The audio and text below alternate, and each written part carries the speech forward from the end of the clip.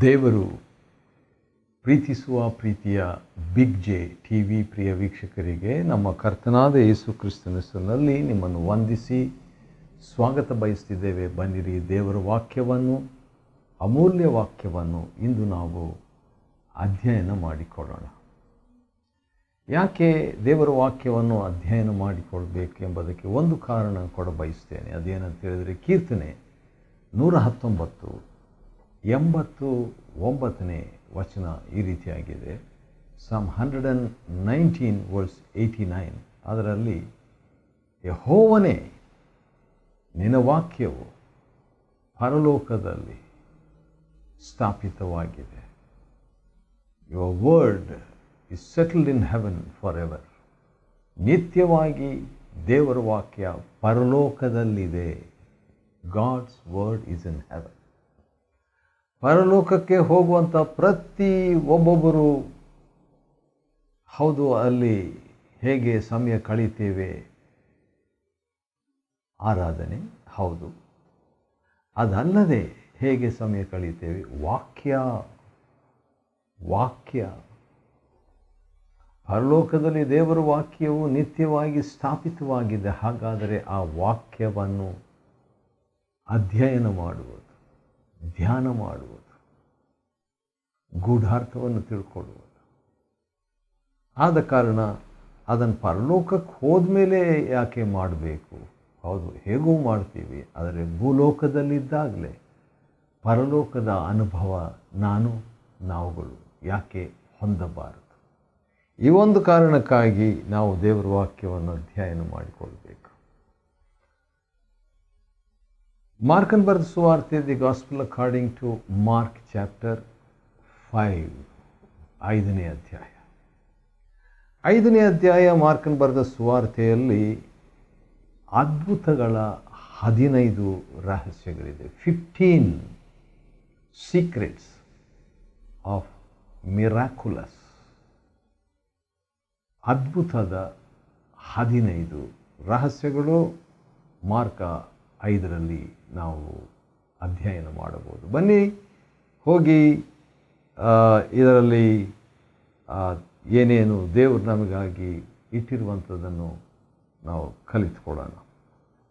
ದೇವರ ಕಡೆ, ದೇವರ ವಾಕ್ಯದಿಂದ ಕಲಿಯುವಂಥದ್ದು 15 ರಹಸ್ಯಗಳು. ಒಂದು, ದೆವ್ವ ಹಿಡಿದಂಥ ಅಶುದ್ಧಾತ್ಮ ವ್ಯಕ್ತಿಯೊಬ್ಬನು ಸಮಾಧಿಯಿಂದ ಬಂದು ಯೇಸು ಸ್ವಾಮಿಯನ್ನು ಮತ್ತು ಶಿಷ್ಯರನ್ನು ಎದುರುಗೊಳ್ತಾನೆ. ಅವನು ಆರ್ಭಟಿಸಿ ಹೇಳುವಂಥ ಒಂದು ಮಾತು 7ನೇ ವಚನದಲ್ಲಿದೆ. ಅದೇನಂತ ಹೇಳಿದರೆ, ಯೇಸುವೇ, ಅತ್ಯುನ್ನತನಾದ ದೇವಪುತ್ರನೇ, ಅಂದರೆ ಮಹೋನ್ನತನಾದ ದೇವಪುತ್ರನೇ. ಹಾಗಾದರೆ ಅದ್ಭುತದ ಮೊದಲನೇ ರಹಸ್ಯ ಏನಂತ ಹೇಳಿದರೆ, ಇಲ್ಲಿ ನಾವು ನೋಡುವಂಥ ಮಾರ್ಕ್ 5ರಲ್ಲಿ ನಾವು ನೋಡುವಂಥದ್ದು ಏನಂದರೆ, ದುರಾತ್ಮ ಗ್ರಹಿಸುವಂಥದ್ದು. Evil spirit recognises. ಹೌದು, ಸಭಾಮಂದಿರದಲ್ಲಿ ದೆವ್ವ ಹಿಡಿದಂಥ ಒಬ್ಬ ವ್ಯಕ್ತಿ ಇದ್ದ. ಆದರೆ ಆ ದೆವ್ವ ಹಾಗೇನೇ ಎಷ್ಟೋ ಜನ ಪ್ರಸಂಗ ಮಾಡಿದರೂ ಕೂಡ ಅಲ್ಲಿ ಇತ್ತು. ಆದರೆ ಯೇಸು ಕರ್ತನು ಹೋದಾಗ ಆತನ ಗುರುತನ್ನು ಹಿಡಿಯಿತು. ಇದು ಅದ್ಭುತದ ಮೊದಲನೇ ರಹಸ್ಯ. ಅದೇನೆಂದರೆ, ದುರಾತ್ಮ ಗ್ರಹಿಸುವಂಥದ್ದು. The evil spirit recognises. 2ನೇ ರಹಸ್ಯ, ಅಂದ ಹಾಗೆ ನಾವು ನೋಡ್ತಾ ಇರುವಂಥ ವಿಷಯ ಏನಂತ ಹೇಳಿದರೆ, ಅದ್ಭುತಗಳ ಅಥವಾ ಅದ್ಭುತದ 15 ರಹಸ್ಯಗಳು. ಅದರಲ್ಲಿ ಮೊದಲನೇದು ದುರಾತ್ಮ ನಮ್ಮನ್ನು ಗ್ರಹಿಸುವಂಥದ್ದು. 2ನೇದಾಗಿ ನೋಡುವಾಗ 8ನೇ ವಚನದಲ್ಲಿ, ಅಶುದ್ಧಾತ್ಮವೇ, ಅವನನ್ನು ಬಿಟ್ಟು ಹೊರಗೆ ಬಾ. ಅದ್ಭುತದ 2ನೇ ರಹಸ್ಯ ಏನಂದರೆ, ದುರಾತ್ಮ ಹೊರಗೆ ಬರಬೇಕು. ದುರಾತ್ಮ ಅಂತ ಹೇಳಿದರೆ 2 ಅರ್ಥ. ಈವಿಲ್ ಸ್ಪಿರಿಟ್ ದುರಾತ್ಮ ಅಂತ. ಇನ್ನೊಂದು ಅರ್ಥ, ನಮ್ಮಲ್ಲಿ ಇರುವಂಥ ಒಳ್ಳೆಯ ಆತ್ಮಕ್ಕೆ ವಿರುದ್ಧವಾದದ್ದು ಕೆಟ್ಟ ಆತ್ಮ, ಕೆಟ್ಟ ಸ್ವಭಾವ, ಕೆಟ್ಟ ಗುಣ, ಅದು ನನ್ನಿಂದ ನಮ್ಮಿಂದ ಹೊರಗೆ ನಮ್ಮನ್ನು ಬಿಟ್ಟು ಹೋದಾಗ ಅದು ಅದ್ಭುತಕ್ಕೆ ಎರಡನೇ ರಹಸ್ಯ. When that which is evil nature leaves us, we are qualified for the secret of miracle. ಅದ್ಭುತದ ರಹಸ್ಯಕ್ಕೆ ಅದು ಎರಡನೇ ಹಂತ, ರಹಸ್ಯ, ಹೆಜ್ಜೆ. ಹಾಗೆ ಮುಂದುವರಿಯೋದಾದರೆ 12ನೇ ವಚನ, ದೆವ್ವಗಳು ಯೇಸುವನ್ನು ಬೇಡಿಕೊಂಡವು ಅಂತ ನೋಡ್ತೀವಿ. ಅಂದರೆ ಇದು ಮೂರನೇ ರಹಸ್ಯ, ಅದ್ಭುತದ ಮೂರನೇ ರಹಸ್ಯ. ಅದೇನಂತ ಹೇಳಿದರೆ, ದೆವ್ವಗಳು ಬೇಡಿಕೊಳ್ಳುವಂಥದ್ದು. ಇಲ್ಲಿ ಯೇಸು ಕರ್ತನ ಜೀವನದಲ್ಲಿ ನೋಡುವಾಗ ನನಗೆ ಆಶ್ಚರ್ಯವಾಗುವಂಥದ್ದು ಏನಂತ ಹೇಳಿದ್ರೆ, ದೆವ್ವಗಳು ಕೂಡ ಯೇಸು ಕರ್ತನ ಹತ್ರ ಬೇಡಿಕೊಂಡವು ಅಂತ ನೋಡ್ತೀವಿ. ಆದರೆ ಮತ್ತಾಯ 7:7 ಬೇಡಿಕೊಳ್ಳಿರಿ ನಿಮಗೆ ದೊರೆಯುವುದು. ದೆವ್ವಗಳೇ ಬೇಡಿಕೊಳ್ಳುವಾಗ ನಾವು ಯಾಕೆ ಬೇಡಿಕೊಳ್ಳಬಾರದು? ನಾವು ಯಾಕೆ ಬೇಡಿಕೊಳ್ಳಬಾರದು? ಹಾಗಾದರೆ ಬೇಡಿಕೊಳ್ಳುವಂಥದ್ದು ಅದ್ಭುತದ ಮತ್ತೊಂದು ರಹಸ್ಯ.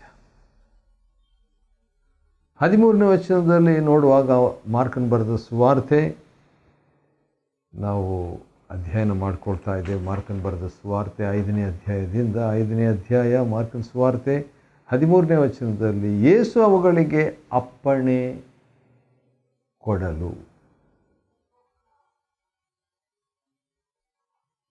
The Lord Jesus gave permission to the evil spirits. ಇದರಿಂದ ನಾವು ತಿಳ್ಕೊಳ್ಳುವಂಥ ಒಂದು ಸಂಗತಿ, ದೆವ್ವಗಳಿಗೆ ಯೇಸು ಸ್ವಾಮಿ ಅನುಮತಿ ಕೊಟ್ಟಿರುವಾಗ, ಅಥವಾ ದೆವ್ವಗಳ ಇಷ್ಟಾರ್ಥವನ್ನೇ ಕೊಟ್ಟಿರುವಾಗ, ಅಥವಾ ದೆವ್ವಗಳ ಬೇಡಿಕೆಗೆ ಉತ್ತರ ಕೊಟ್ಟಿರುವಾಗ,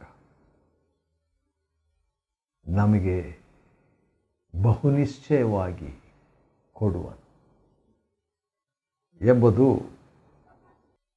ಅದ್ಭುತದ ಮತ್ತೊಂದು ರಹಸ್ಯ. Another secret of miracle.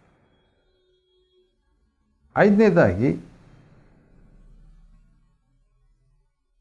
18ನೇ ವಚನ, ಯೇಸು ದೋಣಿಯನ್ನು ಹತ್ತುತ್ತಿದ್ದಾಗ ಆ ದೆವ್ವ ಪೀಡಿತನಾಗಿದ್ದವನು ಈಗ ಅವನೇನು ಕೇಳ್ತಾನೆ, ನಿನ್ನ ಜೊತೆಗೆ ನಾನು ಸೇವೆಗೆ ಬರ್ತೀನಿ ಎಂಬುದಾಗಿ. ಅದ್ಭುತವಾದ ರೀತಿಯಲ್ಲಿ ಅವನಲ್ಲಿದ್ದಂಥ ದೆವ್ವಗಳು ಹೊರಟು ಹೋಗಿದ್ದವು. ಈಗ ಅವನು ಸ್ವಸ್ಥ ಬುದ್ಧಿಯಿಂದಿದ್ದಾನೆ. ಈಗ ನೆಕ್ಸ್ಟ್ ಏನು ಮಾಡಬೇಕು? ದೆವ್ವಗಳಿಂದ ಬಿಡಿಸಿದ ಆತನ ಜೊತೆಗೆ ಇದ್ದು 12 ಜನ ಶಿಷ್ಯರಲ್ಲಿ 13ನೇ ಶಿಷ್ಯನಾಗಿ ಹೋಗಬೇಕಂತ ಇವನು ಪ್ಲ್ಯಾನ್ ಮಾಡ್ತಾನೆ ಅಥವಾ ಯೋಚನೆ ಮಾಡ್ತಾನೆ. ಆ ರೀತಿಯಾಗಿ ಅವನು ಕೇಳಿಕೊಳ್ಳುವಂಥದ್ದು,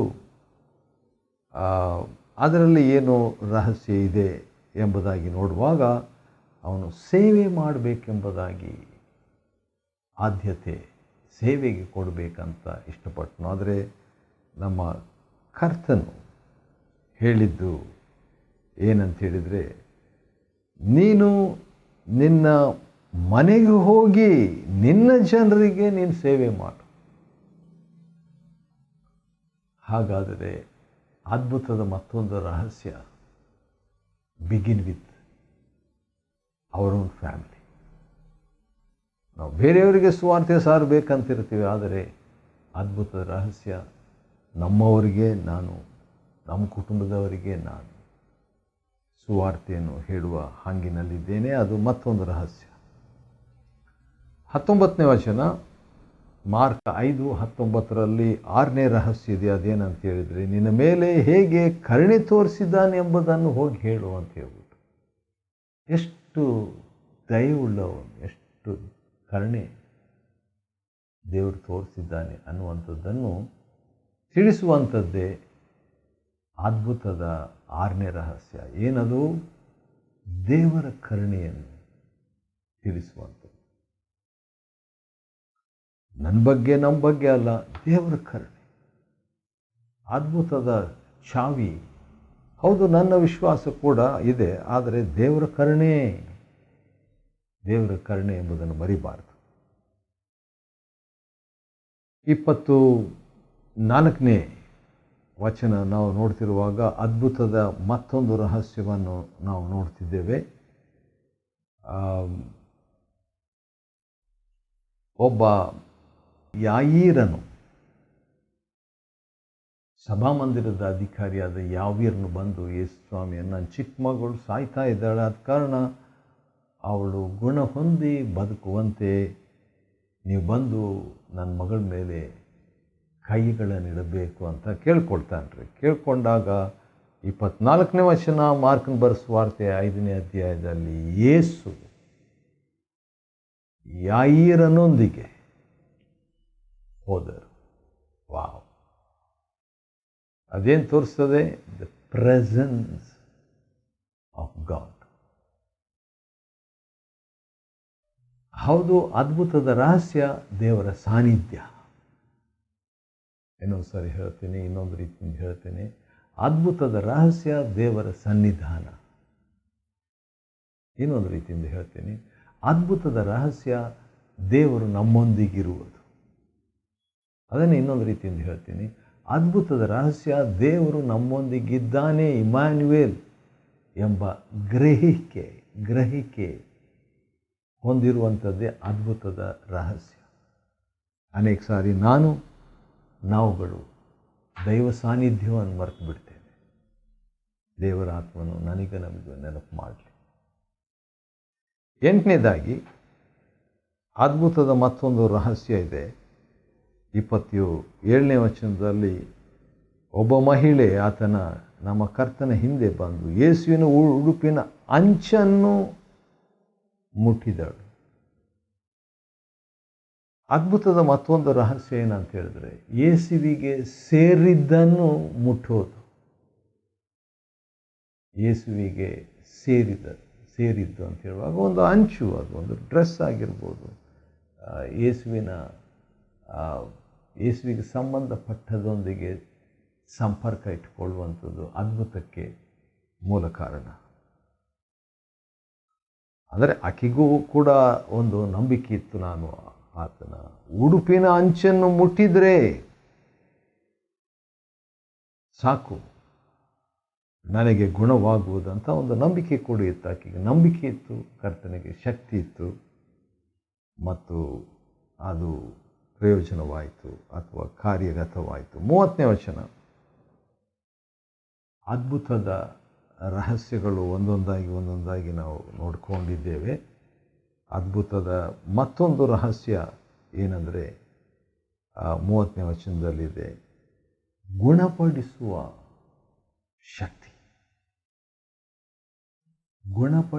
ಶಕ್ತಿ ಯೇಸು ಸ್ವಾಮಿಗೆ ಇದೆ. ಆತನಿಂದ ಆ ಗುಣಪಡಿಸುವ ಶಕ್ತಿ ಹೊರಟಿತೆಂದು ಆತನು ತಿಳಿದಿದ್ದ. ಆದ ಕಾರಣ ಗುಣಪಡಿಸುವ ಶಕ್ತಿ ಆತನಿಗಿದೆ ಎಂಬುದನ್ನು ತಿಳಿಯತಕ್ಕದ್ದು. ಯಾಕಂತ ಹೇಳಿದರೆ, ಒಂದು ಸಾರಿ ಕೆಲವರು ಅಥವಾ ಕುರುಡ ವ್ಯಕ್ತಿ ಯೇಸು ಸ್ವಾಮಿ ಹತ್ರ ಬಂದಿದ್ದಾಗ ಮತ್ತಾಯ 9:28 ನಾನು ಇದನ್ನು ಮಾಡುವುದಕ್ಕೆ ಶಕ್ತನಂತ ನೀನು ನಂಬ್ತೀಯಾ? ಒಳ್ಳೆ ಪ್ರಶ್ನೆ. You believe that I am able to do this? ನಾನಿದನ್ನು ಮಾಡಲಿಕ್ಕೆ ಶಕ್ತನಂತ ನೀನು ನಂಬುತ್ತೀಯಾ? ಹೌದು ಅಂದರು, ಅದ್ಭುತ ಪಡ್ಕೊಂಡ್ರು. ಅದೇ ರೀತಿಯಾಗಿ ಗುಣಪಡಿಸುವ ಶಕ್ತಿ ಕರ್ತನಲ್ಲಿದೆ ಎಂಬುದನ್ನು ಆ ಮಹಿಳೆ ನಂಬಿದಳು. ತನ್ನ ಬಗ್ಗೆ ಆಕೆಗೆ ನಂಬಿಕೆ ಇರಲಿಲ್ಲ, ಆದರೆ ಆತನ ಬಗ್ಗೆ ನಂಬಿಕೆ ಇತ್ತು. ಸಾಕು, ಅದ್ಭುತ ಆಯಿತು. ಆದ ಕಾರಣ ಆ ಯೇಸು ಸ್ವಾಮಿಗೆ ಗೊತ್ತಿತ್ತು ತನ್ನಲ್ಲಿ ಗುಣಪಡಿಸುವ ಶಕ್ತಿ ಇದೆ, ಅದು ಹೊರಟಿತು ಅಂತ. ಆದರೆ ನಾವು ನಂಬಬೇಕು ಆತನಲ್ಲಿ ಗುಣಪಡಿಸುವ ಶಕ್ತಿ ಇದೆ ಎಂಬುದಾಗಿ. 10ನೇದಾಗಿ, ಮಾರ್ಕನ ಬರೆದ ಸುವಾರ್ತೆ 5ನೇ ಅಧ್ಯಾಯದಿಂದ ಅಧ್ಯಯನ ಮಾಡಿಕೊಳ್ತಿದ್ದೇವೆ. ವಿಷಯ ಏನಂತ ಹೇಳಿದರೆ, ಅದ್ಭುತದ ರಹಸ್ಯಗಳು, ಅದ್ಭುತದ 15 ರಹಸ್ಯಗಳನ್ನು ನಾವು ನೋಡಿಕೊಳ್ತಾ ಇದ್ದೇವೆ. 10 ನೋಡಿದ್ವಿ, 10ನೇದೀಗ ನೋಡಲಿಕ್ಕಿದ್ದೇವೆ. ಅದೇನಂತ ಹೇಳಿದರೆ 34ನೇ ವಚನ, ಮಗಳೇ ನಿನ್ನ ನಂಬಿಕೆಯೇ ನಿನ್ನನ್ನು ಗುಣಪಡಿಸಿತು. ಹೌದು, ಆಕೆಗೆ ನಂಬಿಕೆ ಇತ್ತು, ಅದರಿಂದ ಗುಣ ಹೊಂದಿದ್ಲು. ಆದರೆ ಈಗ ಯೇಸು ಸ್ವಾಮಿ ತಾವೇ ಅದನ್ನು ಡಿಕ್ಲೇರ್ ಮಾಡ್ತಾ ಇದ್ದಾರೆ, ಅದನ್ನು ಘೋಷಿಸ್ತಾ ಇದ್ದಾರೆ, ಅದನ್ನು ಶಿಫಾರಸು ಮಾಡ್ತಾ ಇದ್ದಾರೆ, ಸರ್ಟಿಫಿಕೇಟ್ ಕೊಡ್ತಾ ಇದ್ದಾರೆ. ಅದೇನೆಂದರೆ, your faith is your healing. ನಿನ್ನ ಸ್ವಸ್ಥತೆಯೇ ಅಥವಾ ನಿನ್ನ ವಿಶ್ವಾಸವೇ ನಿನ್ನ ಸ್ವಸ್ಥತೆ. ಮತ್ತು ಈ ರೀತಿಯಾಗಿ ಇದ್ದಾಗ 36ನೇ ವಚನದಲ್ಲಿ ಕೆಲವರು ಬಂದು ಯೇಸು ಸ್ವಾಮಿ ಇನ್ನೂ ಮಾತನಾಡ್ತಿರುವಾಗ ಸಭಾಮಂದಿರದ ಅಧಿಕಾರಿಯಾದ ಯಾಯೀರನ ಮನೆಯಿಂದ ಕೆಲವರು ಬಂದುಬಿಟ್ಟು, ಮಗಳು ಸತ್ತು ಹೋದ್ಲು, ಗುರುವಿಗೆ ತೊಂದರೆ ಕೊಡೋದು ಬೇಡ ಅಂತ ಹೇಳಿದರು. ಹಾಗಾದ್ರೆ ಕಳಿಸ್ಬಿಟ್ರಿ ಯೇಸು ಸ್ವಾಮಿನ ಅಂದಂಗೆ. ಆದರೆ 36ನೇ ವಚನ, ಆದರೆ ಯೇಸು ಅವರು ಹೇಳಿದ ಮಾತನ್ನು ಲಕ್ಷ್ಯ ಮಾಡದೆ. ಹಾಗಾದರೆ ಆ ಹುಡುಗಿ ಸತ್ತಿದ್ದು ನಿಜವೇ, ಫ್ಯಾಕ್ಟ್. ಆದರೆ ಯೇಸು ಸ್ವಾಮಿ ಫ್ಯಾಕ್ಟ್ನ ನಂಬ್ತಾ ಇಲ್ಲ. ಯಾಕಂದರೆ ಸತ್ಯವು ಫ್ಯಾಕ್ಟ್ಗಿಂತಲೂ ದೊಡ್ಡದು. ಸತ್ಯ ದೇವರಿಗೆ ಸಂಬಂಧಪಟ್ಟದ್ದು, ಆದರೆ ನಿಜತ್ವ ವ್ಯಕ್ತಿಗೆ ಸಂಬಂಧಪಟ್ಟದ್ದು. ಇನ್ನೊಂದು ಸಾರಿ ಹೇಳ್ತೀನಿ, ಆ ಹುಡುಗಿ ಸತ್ತಿದ್ಲು, ಅದು ವ್ಯಕ್ತಿಗೆ ಸಂಬಂಧಪಟ್ಟದ್ದು, ಅದು ನಿಜಾಂಶ.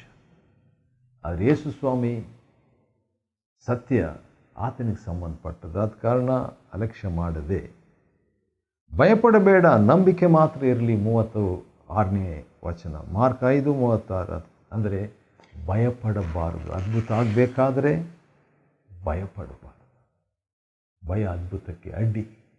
ಭಯಪಡದೇ ಇರುವಂಥ ನಂಬಿಕೆ ರಹಸ್ಯ ಅದ್ಭುತಕ್ಕೆ. 40ನೇ ವಚನ, ಕೆಲವರು ನಗ್ತಾ ಇದ್ರಂತೆ, ಹಾಸ್ಯ ಮಾಡ್ತಾ ಇದ್ರಂತೆ, ಮಗಳು ಸತ್ತಿಲ್ಲ ಎಂಬುದಾಗಿ ಕರ್ತನು ಹೇಳಿದ್ದಕ್ಕೆ. ಅವಾಗ 40ನೇ ವಚನ, ಯೇಸು ಅವರನ್ನೆಲ್ಲ ಹೊರಗೆ ಹಾಕಿ. ಯಾಕಂದರೆ ಅವಿಶ್ವಾಸ ಇರುವಂಥವ್ರನ್ನೆಲ್ಲ ಸ್ವಲ್ಪ ದೂರ ಇಟ್ಬಿಡ್ಬೇಕು ಅದ್ಭುತ ಆಗಬೇಕಾದ್ರೆ. ಅಥವಾ ಅವಿಶ್ವಾಸ ಇರುವಂಥವ್ರನ್ನ ಆ ಟೀಮ್ ಒಳಗೆ ಸೇರಿಸ್ಕೋಬಾರ್ದು. ಅದ್ಭುತ ಮಾಡುವಾಗ ತನ್ನೊಂದಿಗೆ ಶಿಷ್ಯರು ಮತ್ತು ತಂದೆ ತಾಯಿಗಳು, ಅವ್ರಿಗೆ ನಂಬಿಕೆ ಇತ್ತು. ಆನಂತರ ಚಿಕ್ಕ ಹುಡುಗಿಯೇ, ನಾನು ನಿನಗೆ ಎದ್ದೇಳು ಅನ್ನುತ್ತೇನೆ. ಮರಣದೊಂದಿಗೆ ಮಾತನಾಡುವಂಥದ್ದು, ಸಮಸ್ಯೆಯೊಂದಿಗೆ ಮಾತನಾಡುವಂಥದ್ದು 14ನೇ ರಹಸ್ಯ. ಕೊನೆಯದಾಗಿ 43ನೇ ವಚನ, 5ನೇ ಅಧ್ಯಾಯ ಮಾರ್ಕ, ನಡೆದದ್ದನ್ನು ಯಾರಿಗೂ ತಿಳಿಸಬೇಡಿ. ಅದ್ಭುತವನ್ನು ಜಾಹೀರಾತು ಮಾಡದೆ ಅದನ್ನು ಮರೆಯಾಗಿ ಇಡುವಂಥದ್ದು ಕೂಡ ಒಂದು ರಹಸ್ಯ ಮುಂದಿನ ಅದ್ಭುತಗಳಿಗೆ.